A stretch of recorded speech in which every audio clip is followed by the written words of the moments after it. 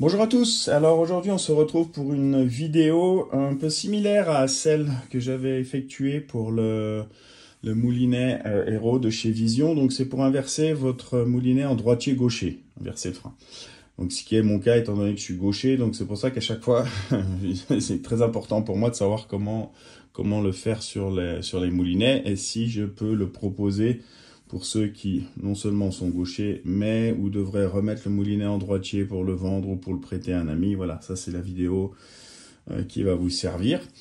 Donc là, je vais le faire sur des modèles de chez Vision toujours, le XLV. Donc vous avez le Nymph Reel en 4.5, ce modèle qu'on peut reconnaître avec sa larve ici.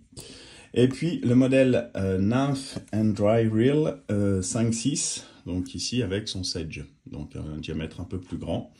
En termes de poids, on est sur 100, que je vous dise pas de bêtises, on est sur 117 grammes, pardon, et 135 pour le plus grand. L'avantage de ces moulinets, alors ils sont souvent utilisés donc pour la pêche en nymphe, on est d'accord, donc avec soit des petites soies, soit voire du fil. Donc c'est pour ça que l'avantage d'avoir cette cage fermée, donc je vais vous faire voir la démo. La cage fermée, c'est ceci, c'est ce bâti là qui fait souvent ça peut être ouvert pour alléger les moulinets, mais souvent quand on pêche avec des petites soies ou du fil, il peut y avoir des sorties intempestives, des entremêlages, enfin c'est une galère. Là au moins l'avantage c'est que ça ne se produit pas. Donc en termes de frein et d'inversion, on va devoir travailler sur cette bague qui est ici. Donc sur le modèle Hero, ça se trouvait à l'intérieur ici du bâti.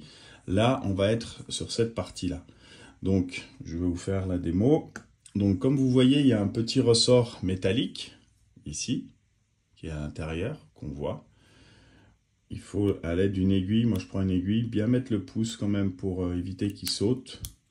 On va le retirer, alors on retire un angle, vous voyez, j'ai remonté, et puis on va faire une autre partie du ressort et de la bague qui sort comme ça. Voilà, donc on retire cette pièce. Et ensuite, il faut inverser cette partie, cette rondelle blanche ici. Donc là, on voit le côté plastique, il va falloir qu'on passe le côté métallique. Donc, moi je me munis d'une petite pince comme ça. Vous pouvez aussi, voilà, on peut faire ça aussi. Mais souvent, il y a de la graisse, comme vous voyez, et ça peut la coller. Donc, on prend la partie métallique, on la repositionne donc sur le dessus. Il faut retrouver l'encoche, étant donné que c'est fait un peu comme un boulon. Voilà, qu'elle vient bien se mettre à l'intérieur. Et puis là, il suffit de replacer notre petite bague. Voilà. Donc c'est pas très compliqué, hein.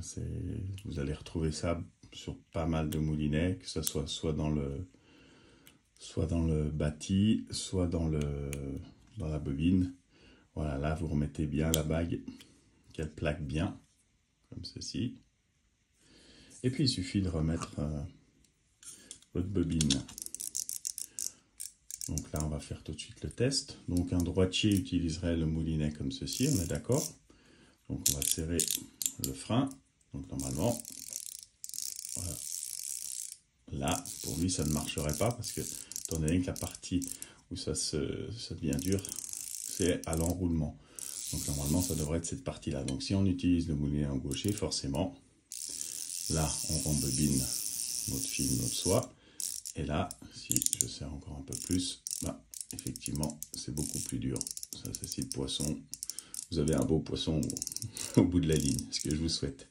Donc voilà, c'était juste une petite vidéo. Si ça peut servir, eh bien écoutez, j'en serais très très content, étant donné que je suis moi, de toute manière, concerné par le sujet. Donc voilà, je vous souhaite une bonne journée et au plaisir pour d'autres vidéos. Merci.